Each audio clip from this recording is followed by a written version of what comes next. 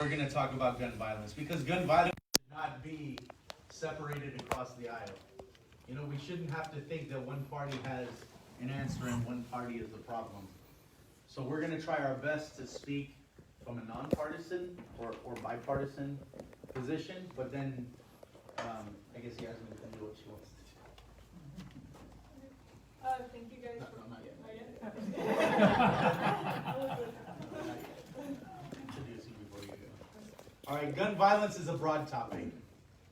We usually think of things like murders or mass killings, but we have to think about things like suicide.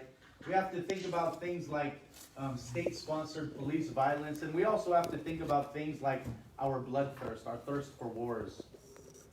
Tonight was planned over a month ago, and who would have known that tonight we would be in the midst of a national controversy or in the national spotlight when the leaked video came out about young Isaiah Murrieta being shot in the back of the head by a police officer who has not been held accountable, and by people who actually excused what he did, and even his co-officer who cheered him along with a friendly, nice shot. Good shot. But that was just one case.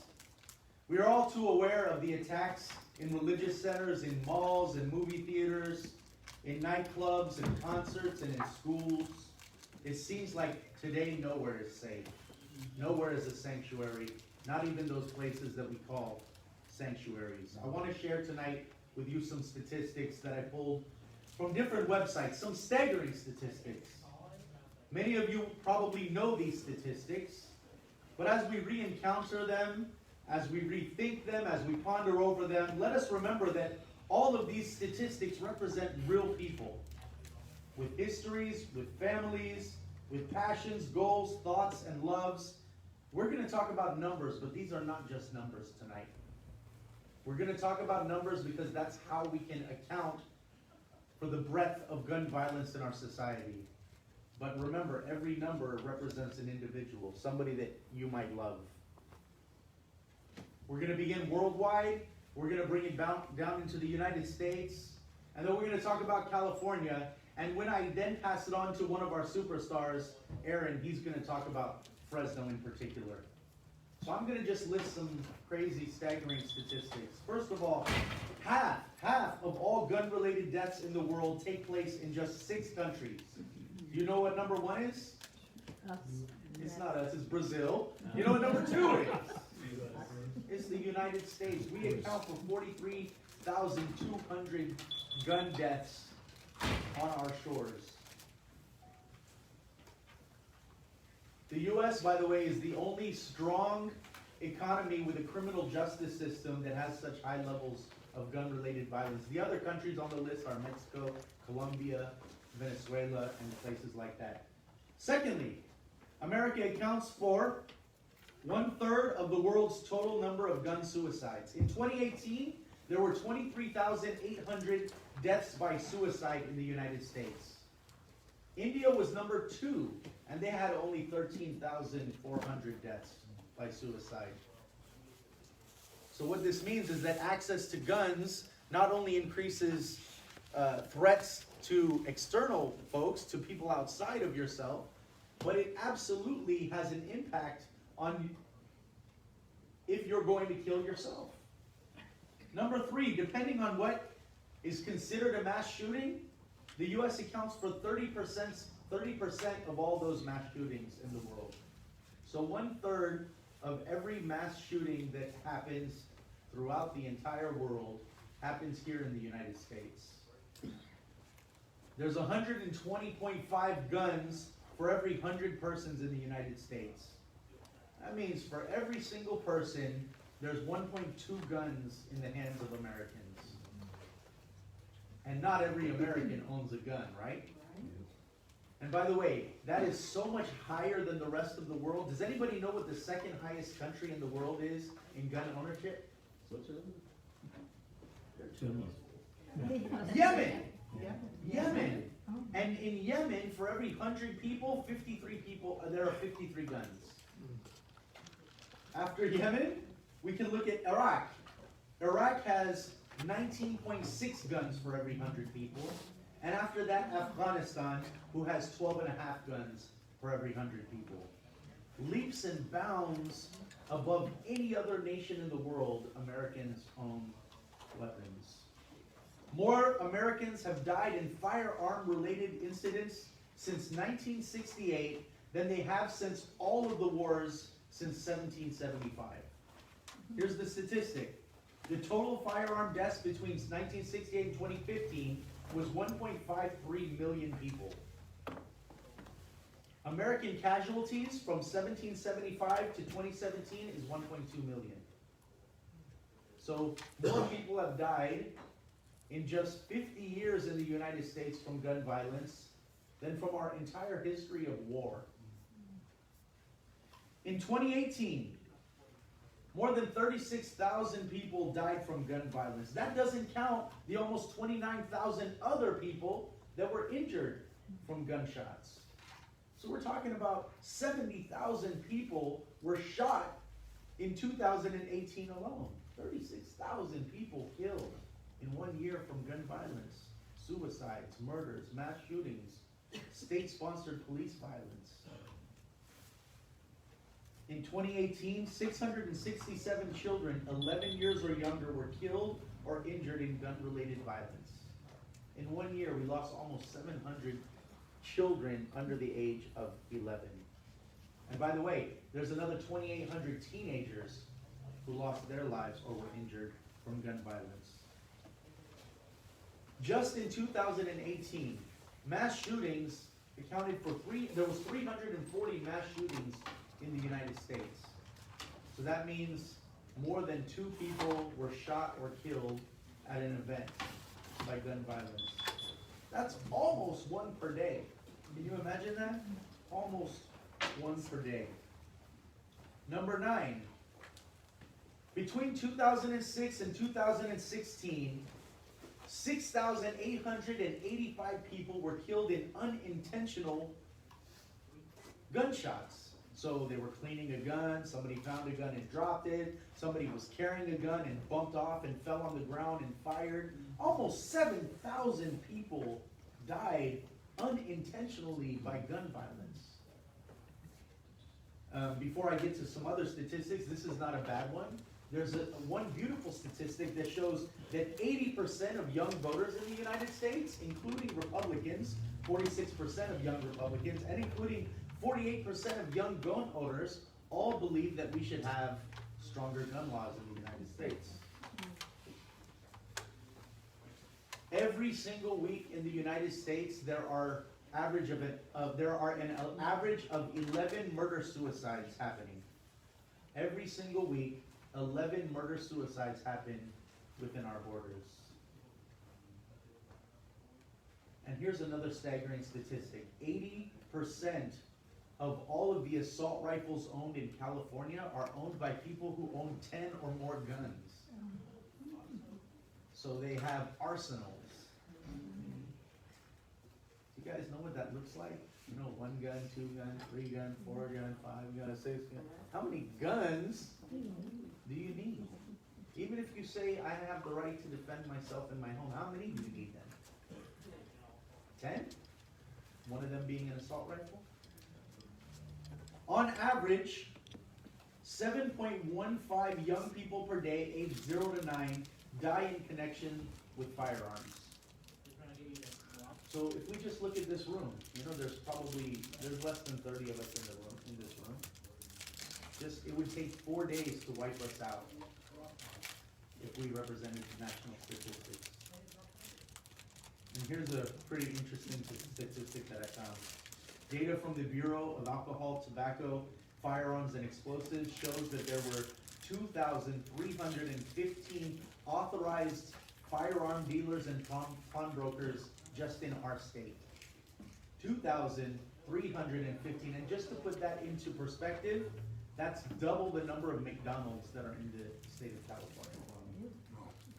So for every McDonald's, every 2 arches represents 2 people who can sell guns within our state. And race matters. Linking back to young Isaiah and the national spotlight that was brought upon Fresno recently again, when we look at police violence, we do have to understand that race plays a big role. When I give you these statistics over the last couple of years, I want you to remember that black brothers and sisters account for just about 13% of the population in the United States, and our Latinx brothers and sisters account for just under 14%. So when I give you numbers, let's hold that in as our barometer, as our base. In 2017,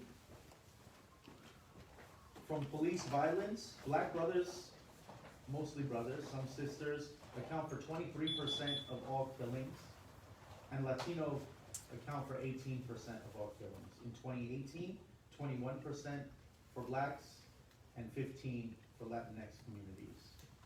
These numbers are staggering.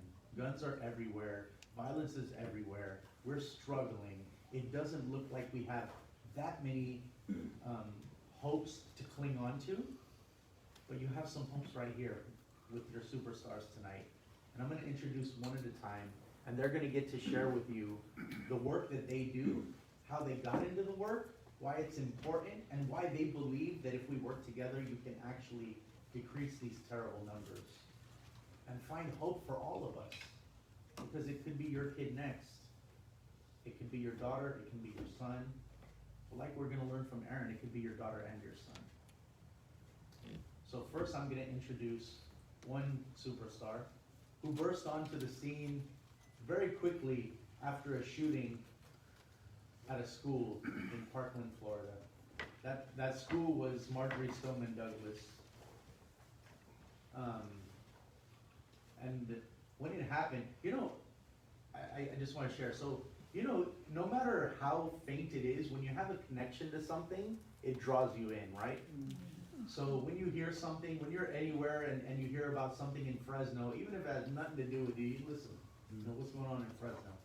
So when the shooting happened in Parkland, and they started showing those images popping up on the screen of kids running and them running through those huge hallways, because it's a huge campus, it's like 72 acres, 27 acres, I think, sorry. But it's huge, and I remember running through those halls, because that was my high school. So I remember when it happened that I was like, oh man, like I remember being there. I remember what was across the street. I remember running through this hallway. I remember getting in a fight in front of that locker. So different memories that pop in your mind. Well, somebody popped up on the scene and was like, we're gonna do something about this. Around the nation, they're organizing, and we're gonna organize right here. And you guys already know who she is. So she doesn't need any other introduction other than she is the founder of March for Our Lives Fresno, and she's a powerhouse in the Young Dems, and she's making changes for all of us because she understands that we need hope. So everybody, tonight first superstar is Yasmin Mendoza.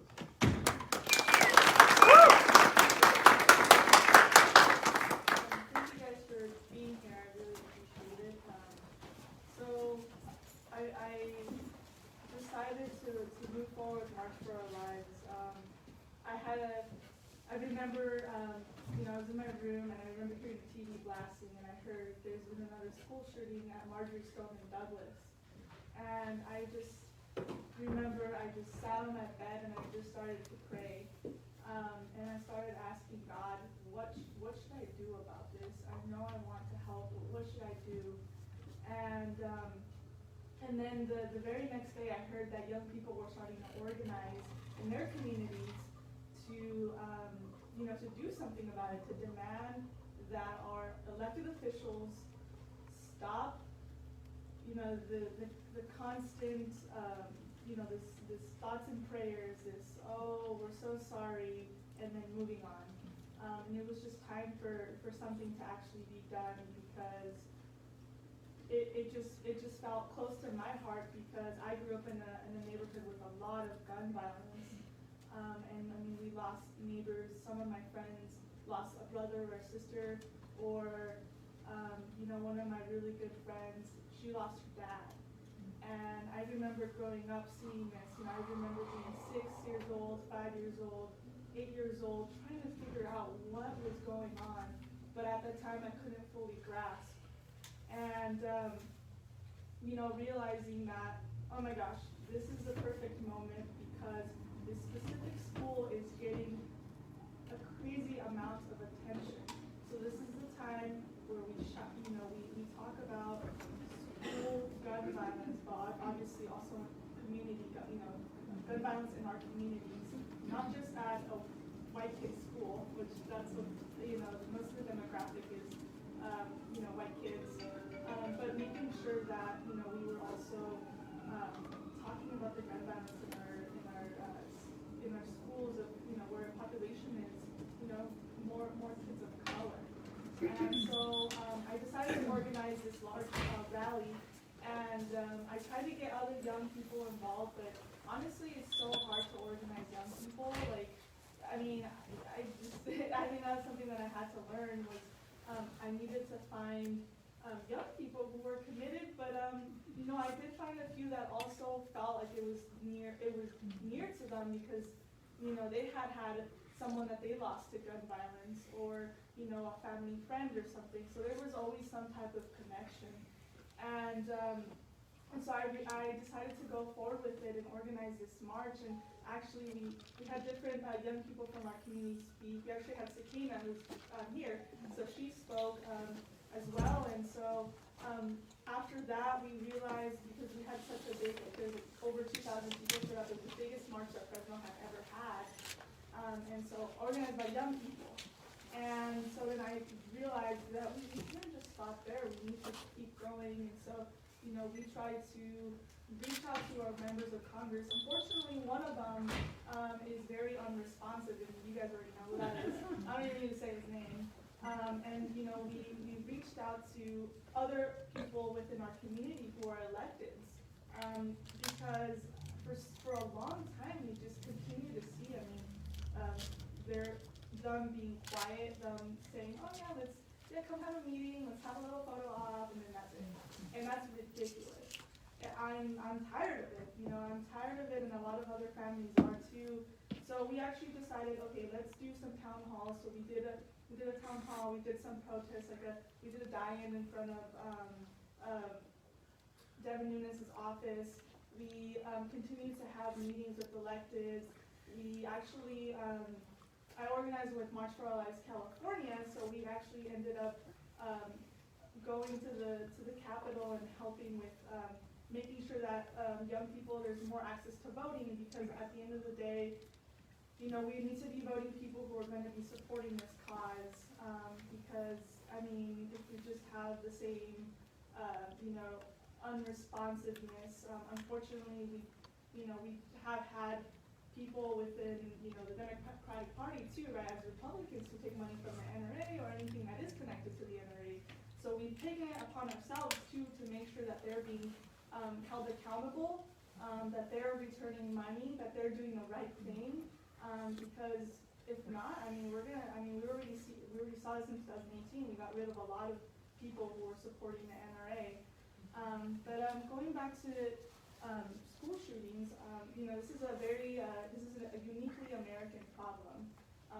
Nowhere else in the world is, having access to an AR-15, an 18-year-old having access to an AR-15 and going in and hunting down their peers to death. That is absolutely unacceptable. And one of the things that we did through March for Our Lives, and we continue to do, is trying to hold the gun lobby accountable. The NRA, obviously, as many of you guys know, continues to put profits before people, the NRA, and NRA connected groups. So recently there was a group called the Safari Club International, and they were giving money to a local congressman, and so we took it upon ourselves to make sure that we were getting the clear message out that this is unacceptable, that this isn't cool, that we needed to make sure that that money was to be returned and for the right thing to be done. And so those are just a couple examples that we've been able to do through activism, and going into to schools. This is something that we did last year, but going into our schools, and a lot of young people just really, they care about the issue of gun violence, because they're in an environment where somebody could come in and go and shoot their school up. And so we realized, okay, we need to go in there and we need to pre-register young people to vote. We need to make sure that they know what the statistics are, what the facts are, what is happening, with our legislators, that there's a lot of unresponsiveness and that there's a lot of irresponsible people that are not caring about what is happening to our young people in this country. And I think that with that conversation came with this, to me, I can't even believe it, but people saying, well, let's arm our teachers. And I mean, how many of you guys think that's a good idea? It's a terrible idea. In fact, I mean, it's statistically been proven that obviously it makes things worse, it makes it unsafe, and not only that, but for youth of color, it's an uncomfortable situation, to have, one of the things is, well, let's get more police officers into our schools. And, I remember when I was in high school, I remember seeing a special, a kid with special needs getting dragged out by a police officer. And I always think about that image and saying, no, we don't need any more police officers on our campuses. We need to make sure that we have, counselors who are going to be giving students support.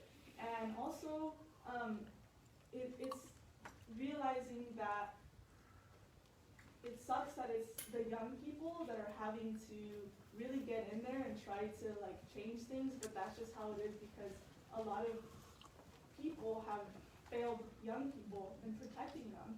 And so just going in and raising that awareness, getting that education in, making sure young people are registered to vote, making sure we're putting pressure on our legislators, making sure that in those moments, too, uplifting the voices of young people who have, experienced losses of sort and helping them find that confidence in that voice for them to rise up, right, and fight for themselves and their communities.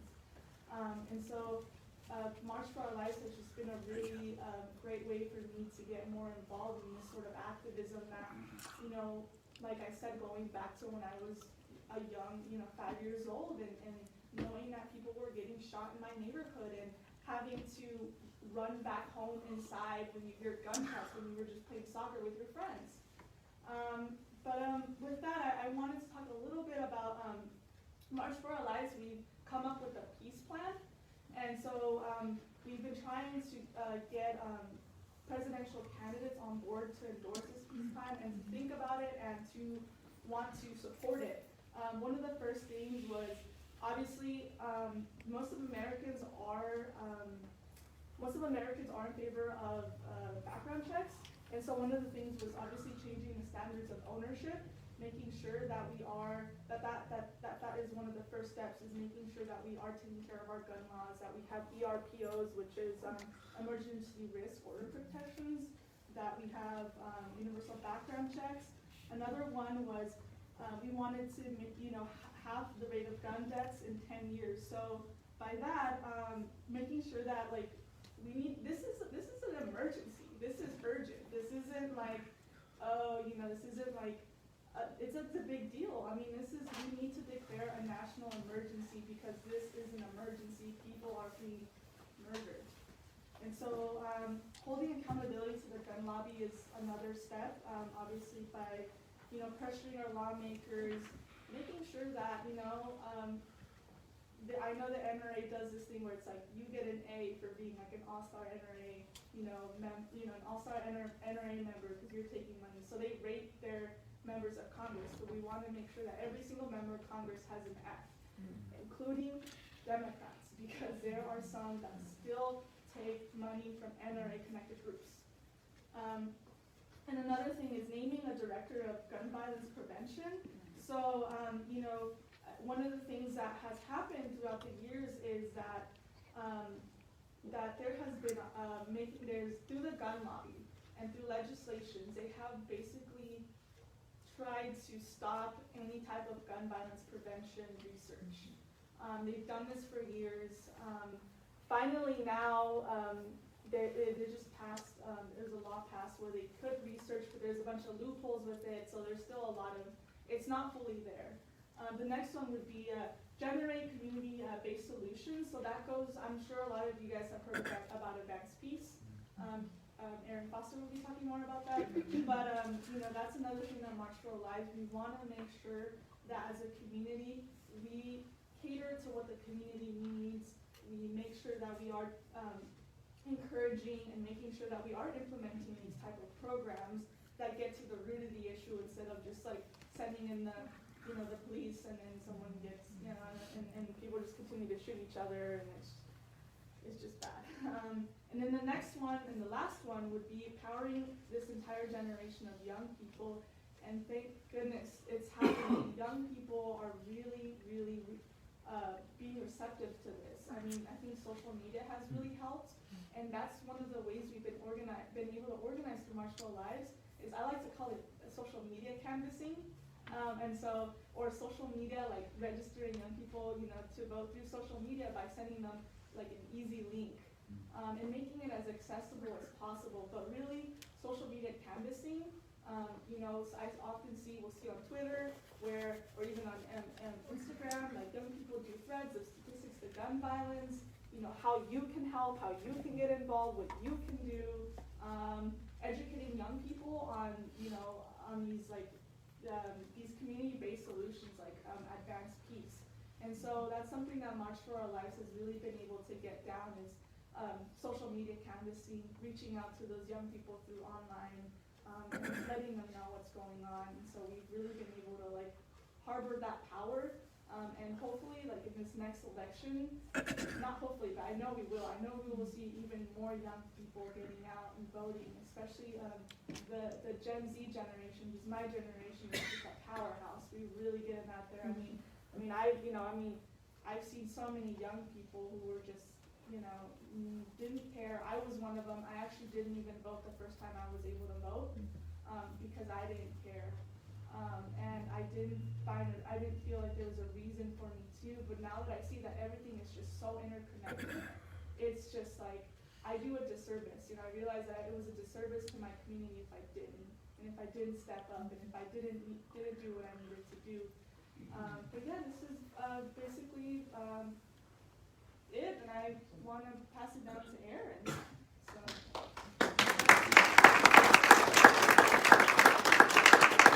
Thank you, Yasmin. Next up, our next superstar of the night. I'm sure you guys know who he is. If you read any Fresno Bees, or if you read any articles that have to do with gun violence, or you're up on anything going on in the city to reduce gun violence, then you probably have heard the name Aaron Foster. And you guys are really lucky that we were able to get him here tonight as well. So we're really blessed to have his take. He's a superstar, and I'm going to tell you what makes him a superhero is that literally on a daily basis, he's stopping people from getting shot. And he's going to tell you how, but I want you to know that because he's a humble guy. So he might not tell you I'm a superhero stopping bullets on the street, but he's a superhero stopping bullets on the street. So Mr. Aaron Foster, why don't you tell us how you do that?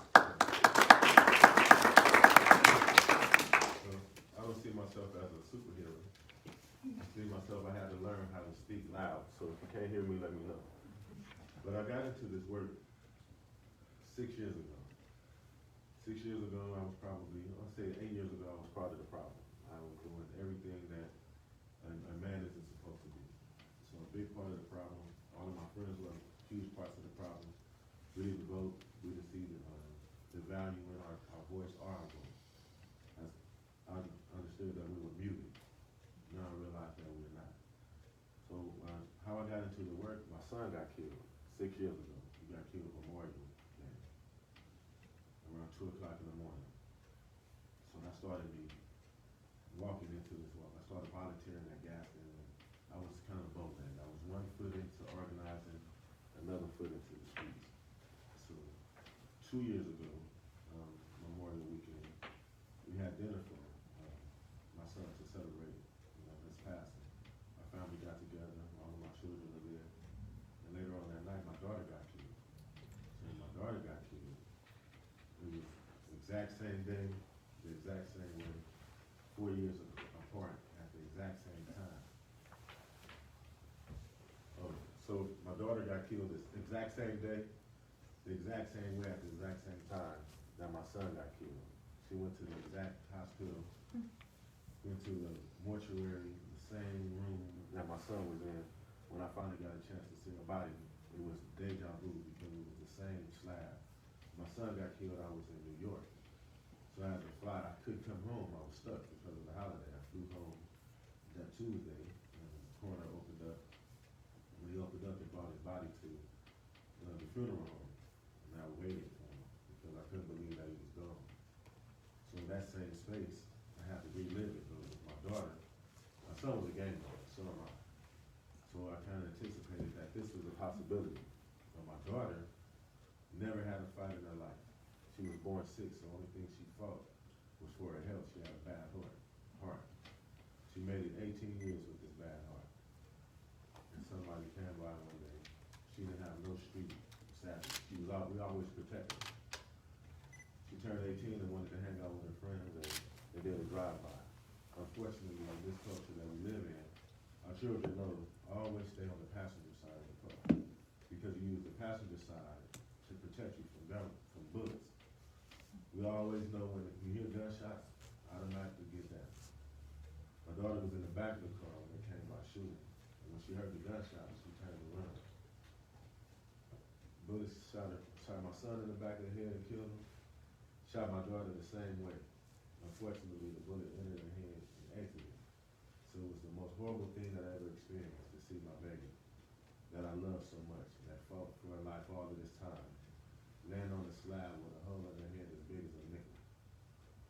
So from that point to this point, I knew we had to do something. My daughter was a community activist. She was an ambassador for Take a Stand. She fed the homeless. She marched for peace. She was part of an organization that was formed when the child had got shot in the head, but this baby survived. So I do this work right now to keep my baby's fight alive.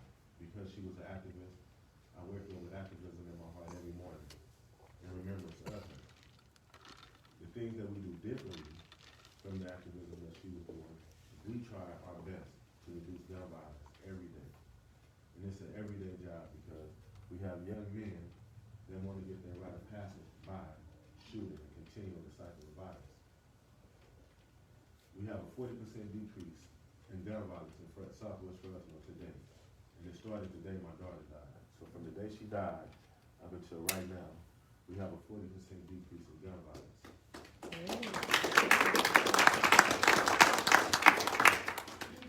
When she got killed, I started knocking on the doors of the most violent people that I know. And I asked them, which one of you guys want to bury your children? No one did. So we came up with a solution. It was an agreement that nobody will do drive-bys. We agreed that if people come through here looking for trouble, we protect ourselves. We're in 45 days now, one guy shot in Southwest Fresno. So that motto is the Advanced Peace motto. I went to Richmond when I heard about Advanced Peace. Advanced Peace told me that you have to identify the shooter. It gave me the stats that said less than half or 1% of all gang members are violent. So with this knowledge, I knew all of the gang members that were violent. I was one of them. We got the older people to come on board and support our neighborhoods. Now we have young people that do pop shots. Every now and then we have an uprising. So what I do is, when someone gets shot in Fresno, I'm so connected that I know the victim and the shooter. So we comfort the family of the victim, we go to the shooter, and I use something I learned from the police.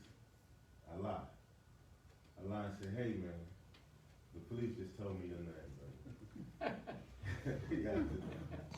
9 times out of 10, they run out of town to avoid prosecution, or they go underground if they can't afford to leave. But the end result is, no one else gets shot. So those are the tactics that we use to reduce gun violence. It's not funded at all. We had the opportunity to bring it to this year's budget. City Council voted unanimously. Unfortunately, our mayor vetoed at the last hour, then made a promise to talk to me about an alternative gun violence reduction strategy. But I still haven't talked to him. It's been about 150 days. So today, I reached out to him and asked him if he could just please treat us like dogs. Asked the mayor to treat us like dogs, because if they treated us like dogs, we would have advanced peace right now. The young man, we call him Zay. Zay would still be alive, because they would not allow a police officer to shoot a dog. And it troubles my heart to even have to ask to be treated like a dog. So with those things being said, I want to challenge the mayor to just do that. That's my story, and that's my life. It's not a story, because when I leave this building, I wake up to these same troubles, the same struggle every single day. And I'm not afraid to fight it, because if I don't, who will? I'm just insulted that I have to actually be treated like a dog. The mayor vetoed advanced peace and spent $200,000, the money that we asked for, on a tank the same week. Then gave millions of dollars to a no-kill shelter for dogs. But before I started asking him to treat us like dogs, I told him that, because I was proud of my work. Last year, only 8 people got killed in Southwest Fresno. And I heard myself say, only 8 people got killed. I thought to myself, if 8 ducks had been shot in Willow Park, this city would be outraged. Something would be done about it. So that's my challenge to anybody that's able to make decisions. And I think it's just not a Fresno problem, Southwest Fresno. And so when we have our government, I want our government to cater to just Southwest Fresno. I think our entire city should have the same options of life. Our children should live long lives. They shouldn't die before they turn 18. They shouldn't die from running from the police. We should die of old age like everybody else. Here I am.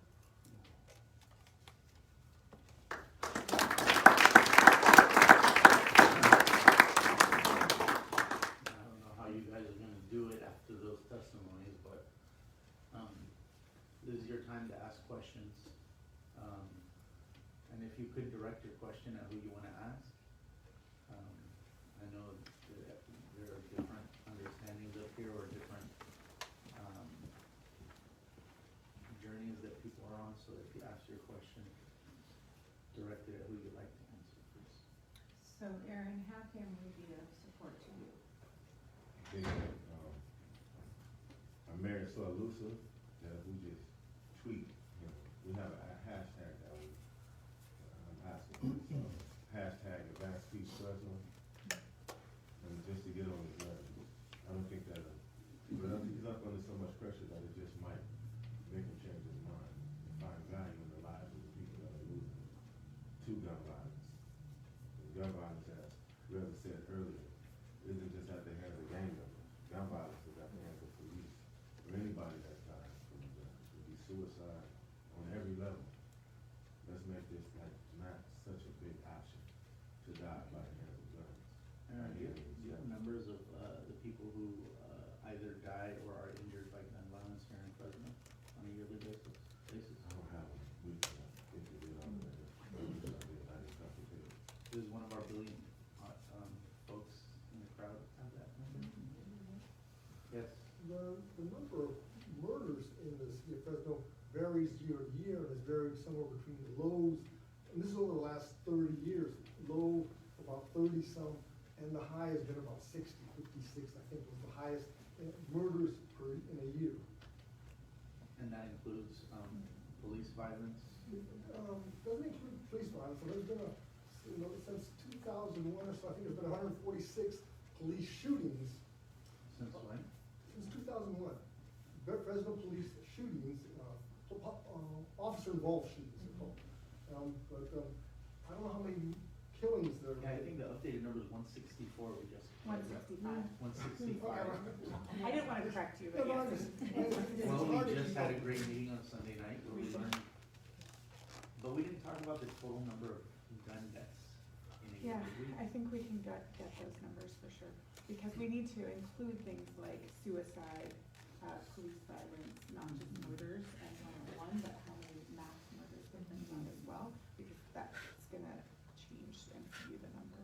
Speaking on suicides, because I was trying to go through all those statistics and I didn't want to bore you with so many statistics, but one of the statistics I passed over said that 75% of all first graders in gun owning homes know where the gun is kept. So, just to think like access to the gun, you know, hopefully it's in a safe.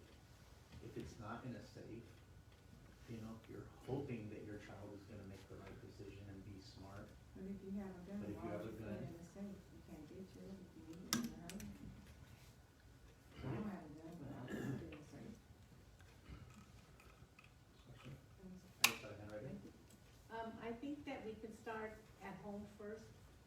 Personally, it's a lot of work to mobilize people and do that, even though I was part of the Great Boycott way back when, and that was successful. But gun violence is so entrenched in our society. And I went into a toy store not too long ago in North Fresno, and said to the lady, "Oh, you sell guns?" I walked out, and she said, "Do you want one?" I said, "No, I'll never come here again."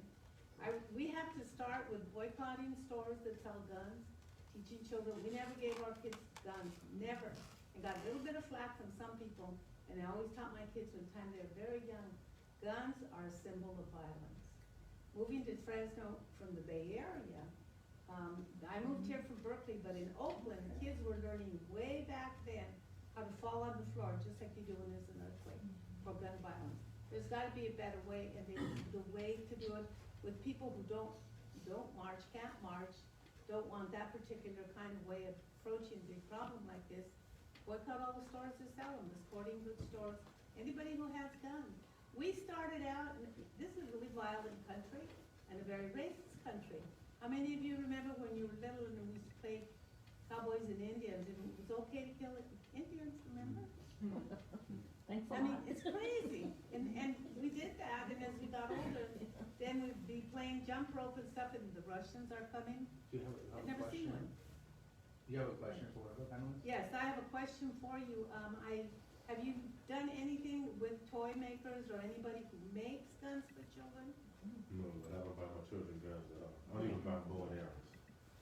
I wanna change the way that we see things. I even try to tell my children that police officers are bad. But it's hard to continue to tell them when you have such publicity about the bad things that police officers do. So instead, I tell them about the good officers. You know, There kids are have to, a lot of them. you have to start with that mindset very early with children. Very early. Can I add? Yes. So, one of the things you guys both talked about is that organizing is one of the most effective ways to bring change. So I have a question for each of you.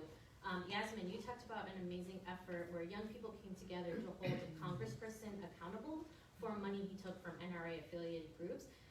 I don't remember, and I don't know if the rest of the group knows. Can you tell us what was the outcome of that letter and how it was received and what happened, if you didn't talk about that? And then Erin, you talked about, the power of the vote and awakening our communities to the potential of voting. You have some incredible strategies I know you're working on in talking to gangs and neighborhoods about voting. So can you talk to folks about your awesome work in organizing in those communities? So both organizing questions. Yasmin first. Okay. Yes, so, I don't know if some of you might have, heard, but, I actually went on, normal people don't usually do this, but I usually go on the FEC, website, which is the Federal, Elections Commission. Elections Commission. Right. And so looking at what type of money they're taking, and I saw that Jim Costa, which, some of you might live in this district, was taking money from Safari Club International, which is a club that basically does trophy hunting. So they hunt down precious animals. They hunt down giraffes, elephants. So yeah, and so I looked into that, and I started doing more research, and I saw that they're actually connected with the NRA. There's a lot of relationships between the two groups, and they intersect a lot. And I thought, oh my gosh, I started looking more into it. I looked at who else took money, and mostly Republicans were taking money from this group, but there was one Democrat, and I saw one. I think there's more, but one of them that was, you know, our congressman here, and it was Jim Costa, and so I told the rest of the young people that I communicate with, and I was like, oh my gosh, this is wrong. And so we decided to write up a letter. And my friend Sophia and I, we wrote up this letter. We got other young people to sign on to it. I told other young people what was going on, and they were like, yeah, let's sign up to this. So I got them to sign on to it, and we sent it out to him, to his campaign, or to his office, and they were like, oh, send it to the campaign. So we sent it to the campaign, and I didn't hear back for a bit, so I was like, you know what, I'm gonna send this to the media outlets, because people need to know. And it wasn't that I was trying to pull some type of publicity stunt. That's not what I want. I just want there to be accountability, right? And we sent it out, and so then somebody at the B, you know, saw it, and so then we got it out to the public, right? This is what's going on. Thankfully, he responded to us, and he responded. His campaign responded, and he decided that he would give that money back, and he would take that amount from every single year that he's taken it. It goes back a couple years, and he would give it to Gabby Giffords for Courage. So that is, I don't know if you guys know about the Congresswoman Gabby Giffords, who's been fighting against gun violence. And so he gave the money back. And, you know, I kind of heard that there's a little bit of being upset about it. Why didn't you come to me personally and talk to me? And the first thought was, this isn't a private office. This is a public office. So I'm here to hold you publicly accountable. I will not come to you behind closed doors. I'm here to come and let people know, because you guys have the right to know. All the young people have the right to know. And that's what I did. And so we got that done. No, you know, I wasn't trying to say, oh, I got you. I was trying to do the right thing. So we did that.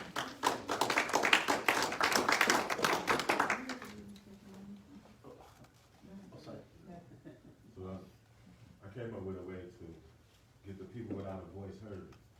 In my community, we don't believe in voting. We did it before now. So we got together with a handful of formerly incarcerated men. Between the two of them, they were high-ranking Bulldog gang members. They did 26 years in prison. But before we got those men together, Sakana and I we trained 3 people. Between those 3 people, they did 82 years in prison. One of them was a lady. She did the most time. She did 30 years in prison. So we started out organizing formerly incarcerated people. Now with this election coming, the same idea works. We got these people to commit, the biggest gang in Fresno, to commit to making every house in their community vote, not make it, but encourage it. So I don't want to seem like they come in and quick in the head, but they encourage you because they don't have the right to vote, but they know somebody who does, and they take full advantage of it. We got one guy that just got out. He registered 64 people electronically because we wanted to make sure, to ensure our voter integrity. We didn't do nothing by paper. We did it over the phone. And anybody, our training is pick up the phone and ask Google, how do I register online?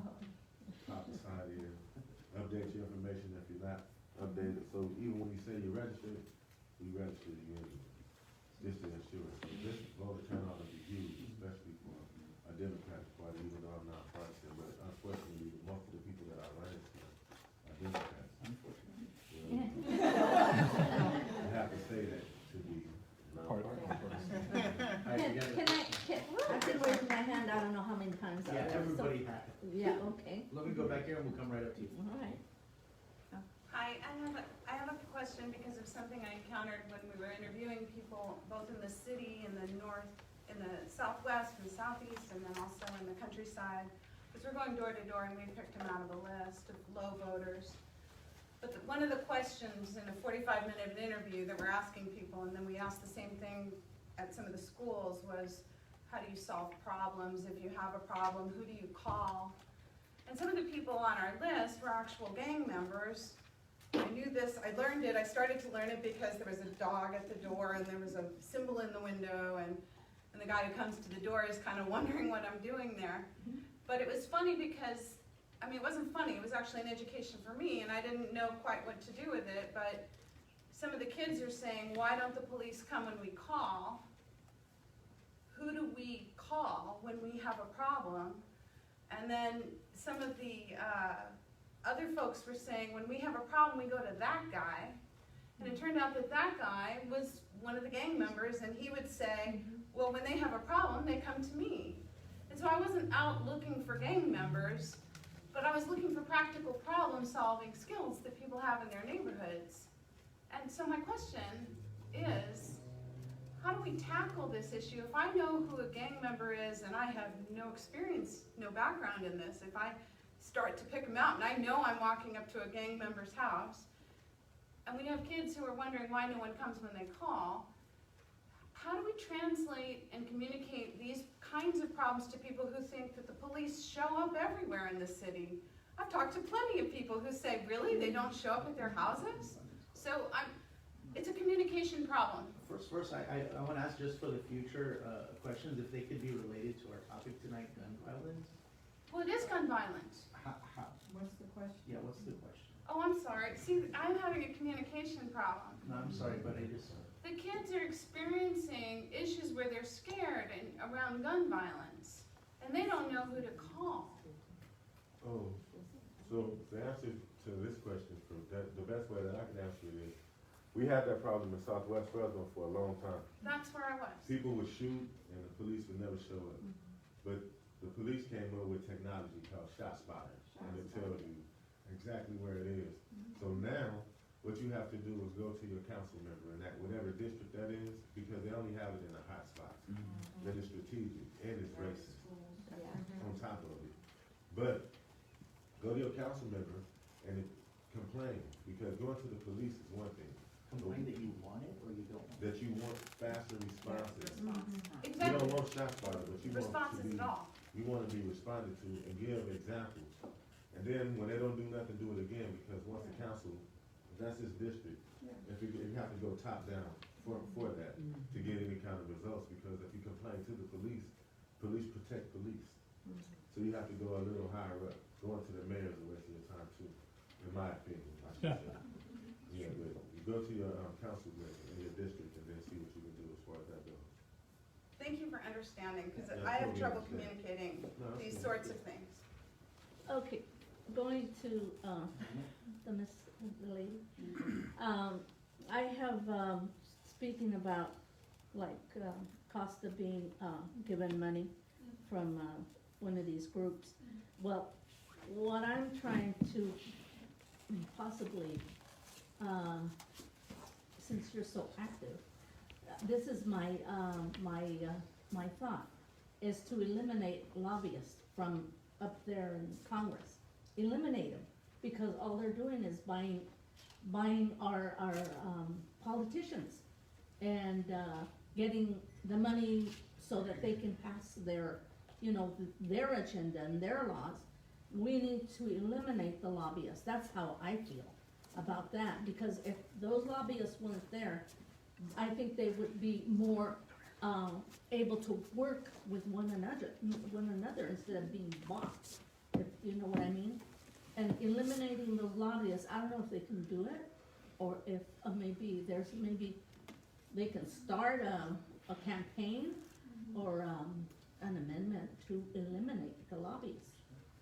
I don't know how they got them there, I don't know how we can get them out, but that's my one thought, because then they won't be bought into whatever they want that person that's by this company or. Right, the NRA. Yeah, NRA and big gas oil companies and everything else, being bought by those companies, the politicians being bought and gotten money so that they can get their, and this is the main problem too, is why we're having such problems with pharmaceutical, oil, with the drilling and the drilling of fracking, thank you, fracking, is that we need to eliminate those lobbyists, because they're not doing us any good, they're not doing politicians You have any a good. question for her?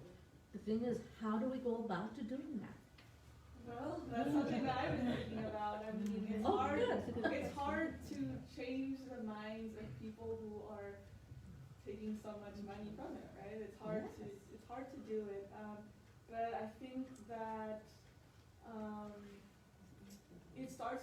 think it starts with educating everybody, letting them know that this is happening, because not everybody knows that, you know, there's a lot of special interest money in this case, MRA, which is, you know, pausing the action to make sure that there is sensible gun laws. And so, I think that we need to educate, each other, and also, look at who's running for president right now, right? Who is supporting that? There aren't very many of them, and so, I think we need to really, just have those conversations with our family members, with our neighbors, because a lot of people really don't know any of this, so. Okay, to try to stay on topic of gun violence, to stay on topic of gun violence, I know we need to try to implement more psych evaluations for persons that are purchasing guns, and then also one of the questions that I have is, how are we gonna be able to reduce the sales and manufacture of the rapid fire assault weapons? Because I do not understand why we have so many, or even the need for that type of weaponry. Would you say that we have a bloodlust? Yes. Another statistic that I didn't share was that over the past 30 years, gun productions have gone up tenfold per year in the United States. We're not talking about just weapons that are made for war, we're talking about guns that are made for Yes. citizens in the United States. And then I wanted to say something also about the psych evaluation. Another statistic that we like to say that if we were to evaluate people who were buying guns more thoroughly, that somehow we would cut down a lot of violence. There's two ways to look at it. Well, number one is that some might argue, maybe I would argue, and some might argue that if you were going to take the life of another human being, that there probably is something going on in your mind at that moment. And remember, mental health is a very fluid state. We all go through issues throughout our lives, ups and downs of anxiety, depression, anger, all those different things that are mental illness is, but then those people that are suffering more in like psychosis and the different illnesses that they say bring about the greater acts of violence, like in Las Vegas, like this shirt in the front, that also stigmatizes the mental health community as well, right? So people that are suffering from mental health that are like, I would never hurt a soul, I just am suffering with something inside myself. So the statistic says that that if they were to do better background checks on the basis of mental health, they would lower the number of victims to gun violence, but it would be by 4%. Yes, let's save those 4%, but that means that we gotta look at what's the other 96%.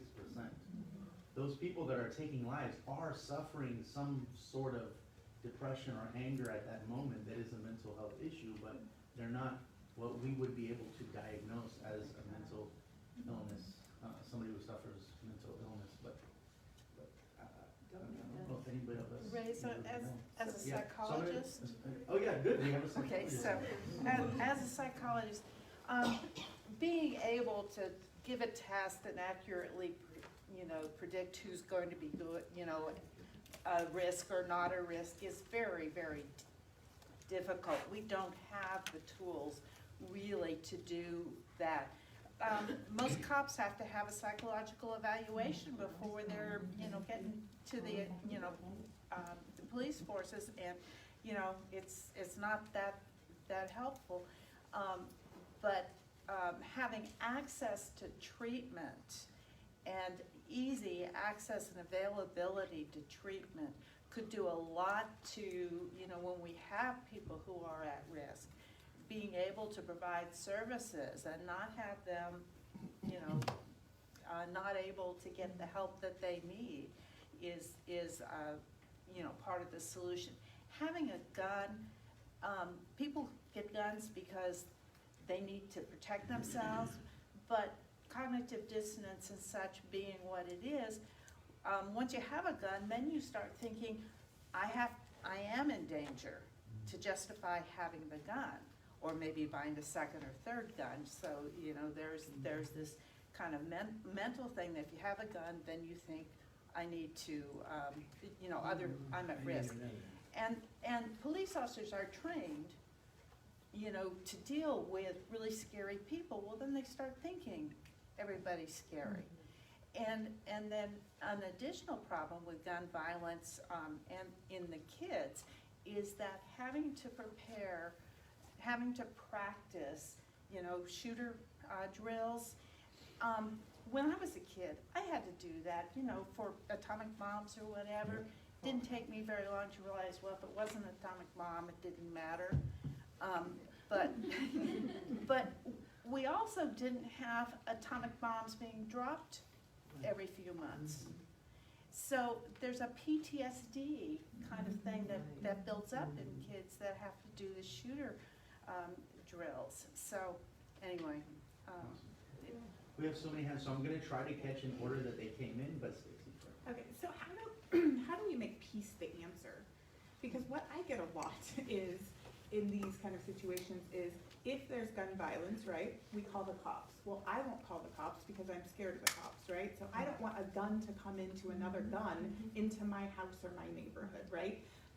How do we make it to where people don't wanna buy more guns to protect themselves from cops, whatever, the boogeyman, school shootings, teachers? How do we change that narrative from being, if we're scared, we buy a gun, or we call the police who have a gun, or we call a gang member who has a gun? How do we change our society to think, what is the peace model instead of the gun model? Because right now, we constantly think we need to have someone who has a gun. And if you have a gun, you need 10 guns, and you need 20 guns.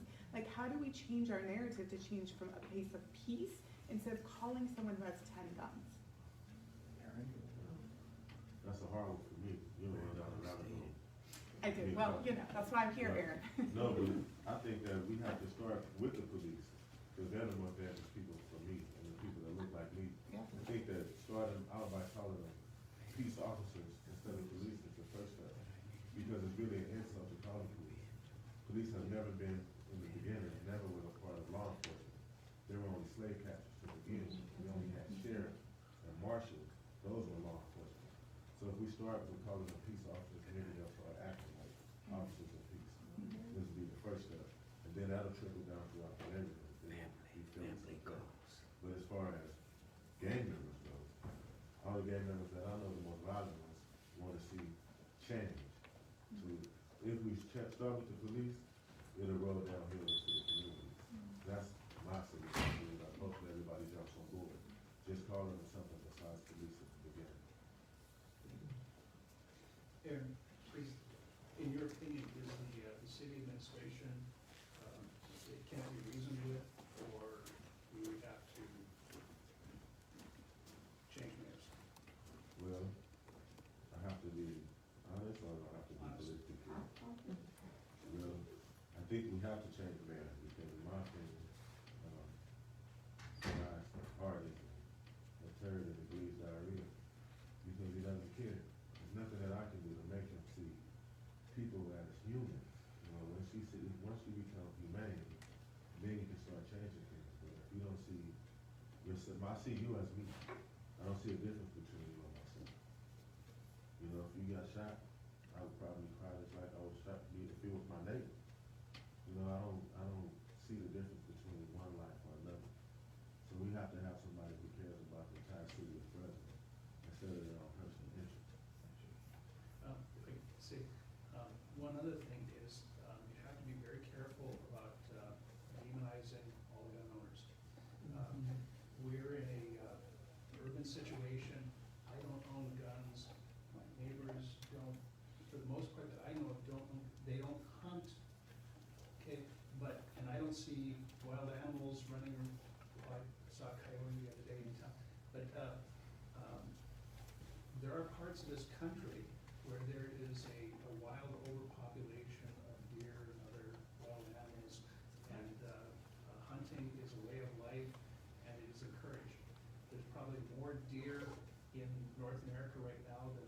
since the Ice Age. And so they're actually, this is a way of life in parts of the country.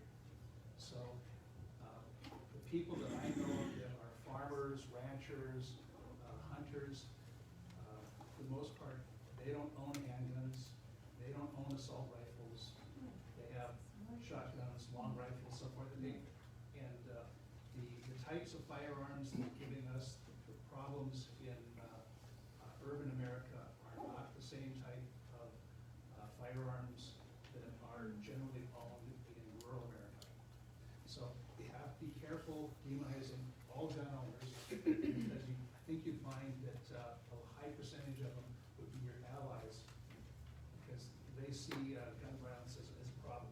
I also, I just wanna share, I hope that we're not demonizing gun owners. No. Because I actually, I don't think I even said that you should not have the ability to own a gun for protection, never said that. We're talking about gun violence, and maybe the oversaturation of gun ownership in the United States. Talking about rapid fire Yeah. assault weapons. I do wanna say something.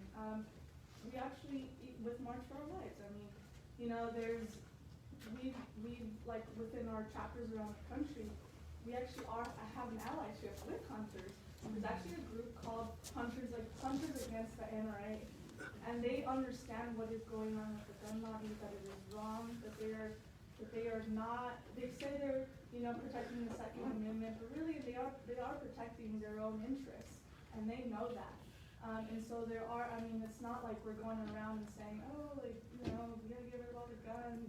It's just like, how can we need to make sure people are being responsible, and that 18-year-olds and, you know, younger people shouldn't really have that access to guns if they don't know how to use it, if there isn't that training, if there isn't that knowledge, if they don't have that permit. And so, I just want you to know that, you know, groups around the country are working with, you know, hunters. And that a lot of hunters are supporting background checks, and that there is a lot of support within these communities. And one of the statistics I shared earlier was that 48% of all young gun owners support tougher gun laws. So those aren't contradictory, right, movements. Yeah, there's a difference between being a collector and a sniper.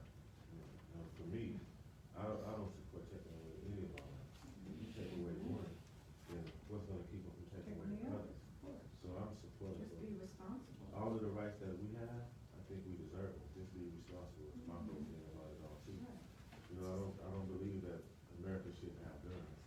I think that people who are violent and that commit violent acts shouldn't be able to possess guns. I think that if you feel comfortable with a gun in your house for your own protection, protect yourself, brother. I don't want anyone to lose anybody, because that's what this great country was built on. And I think the media does a really, I hate to say it, but a good job at trying to build that divide and say, these people, yeah, because it brings in more ratings, it brings in more money, you know, these people wanna take your rights, this is how it is. They paint a picture, they send that picture out, and people freak out. And so that's why we need to be talking to each other and not listening to the corporate, big conglomerate news cycles, because they want us to be divided. You know, you guys are all educated voters. One issue politics is always dangerous. Right. You know, if you tell somebody they're taking away your rights, or, you know, for example, if you, I'm sorry, there are not any children here. In the last election cycle, when some religious leaders threw aborted fetuses up on the altar and said, is that the president that you want, that would allow that? One issue voting is dangerous. So I think we have to approach how we're kind of. For my future assembly member, She has withdrawn her. you can't do that, okay. Has the ability of the CDC to investigate gun deaths as a health issue been reinstated, or is that still banned? And is there any effort to identify the manufacturers of the assault weapons, the automatic weapons, and to pursue a boycott of them? Yeah, so the first question, so Congress did pass, like, basically allowing for gun violence to be, for it to be researched and to be funded. But unfortunately, there's like a lot of loops within that, system that isn't fully allowing to give that. I can send you the information, but it isn't fully allowing for it to be fully funded and to actually be fully researched.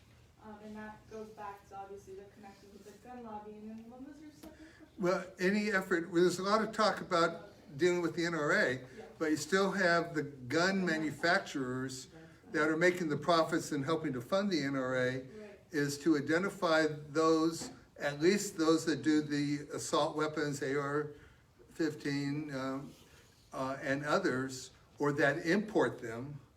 It's to identify who is making these guns available, including the stores that sell them, and organizing a boycott. Yeah, so with the, I can't even remember the name, but it's like something Smith or something.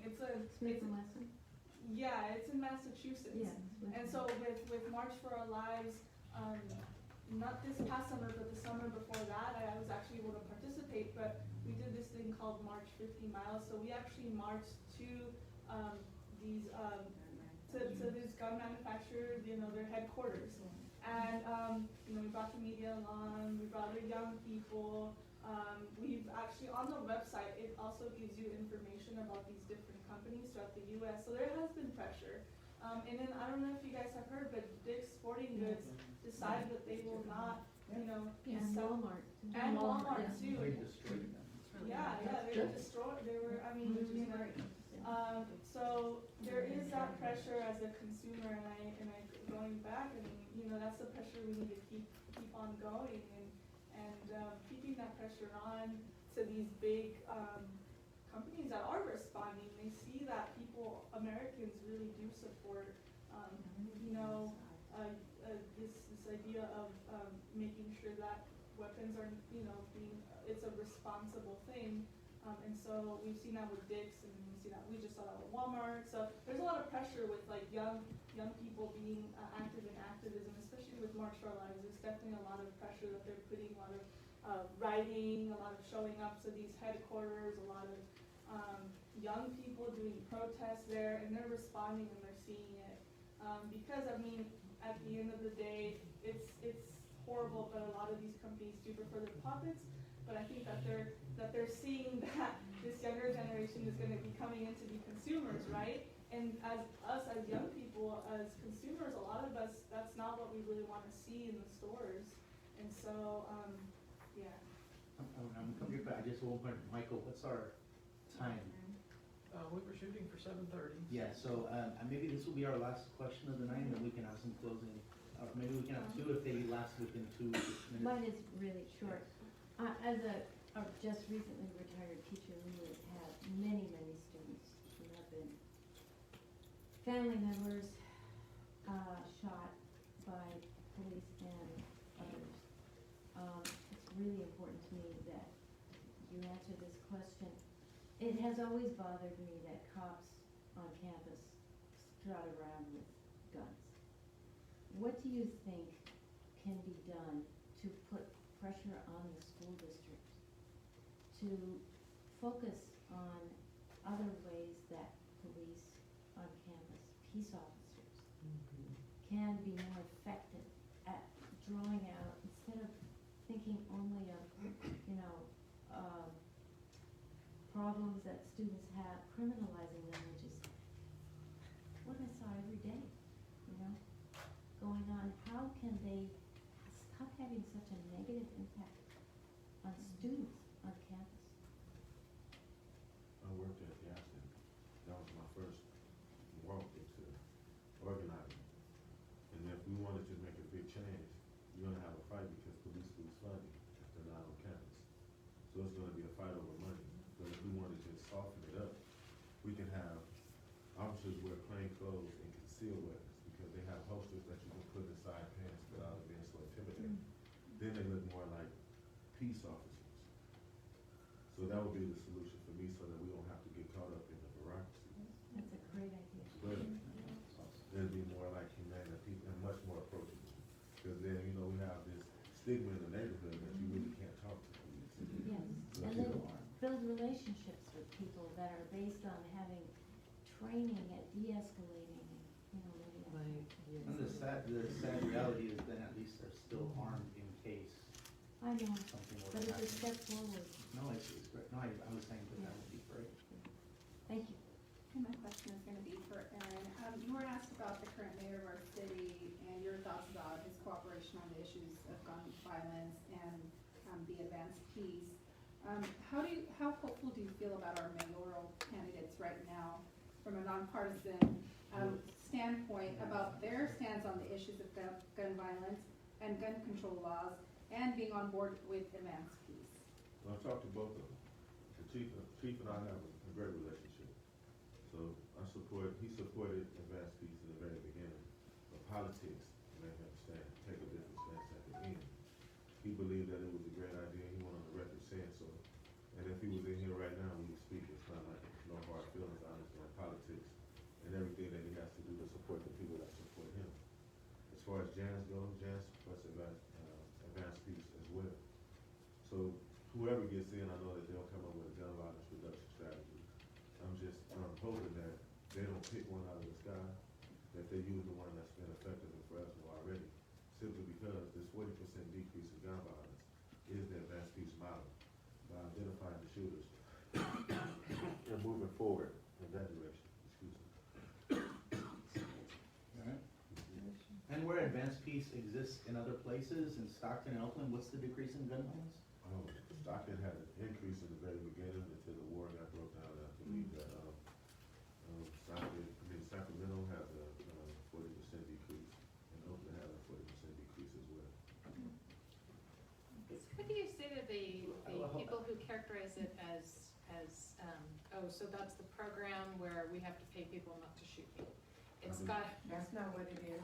I know, but I'm not, because I don't know that much about it, but that is what I've heard. Really? I'm not saying. No, I understood that. And here's the thing. That's what I learned from Rutherford. Rutherford showed me if you change the narrative, you change the outcome. He understood that none of the money came from the city that goes for the stipend. He understands that you have to be in this program 7 months before you even receive one penny. So you have to show yourself. The 7 months that you have to be in this program is to separate the weeds from the flowers. For the people that's in it for the opportunity, or the people who really want to make change.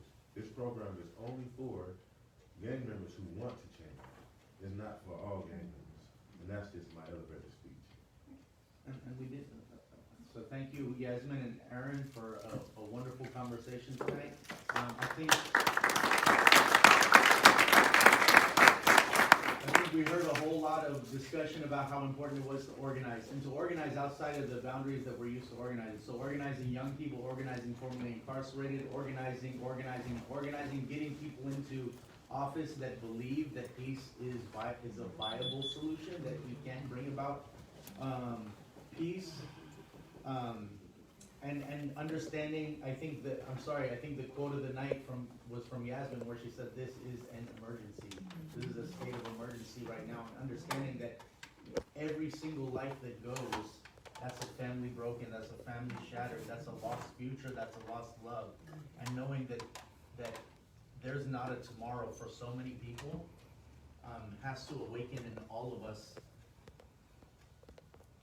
a need to organize, a need to activate, and a need to make change. Again, I want to thank you guys all, and specifically want to thank Michael, who put all this together and allowed us into this thing. And I want you guys, if you could, for our two superheroes, Yasmin and Aaron, give it up.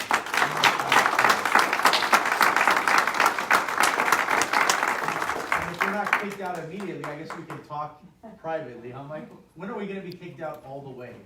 Half delayed. All right, awesome. Thank you very much.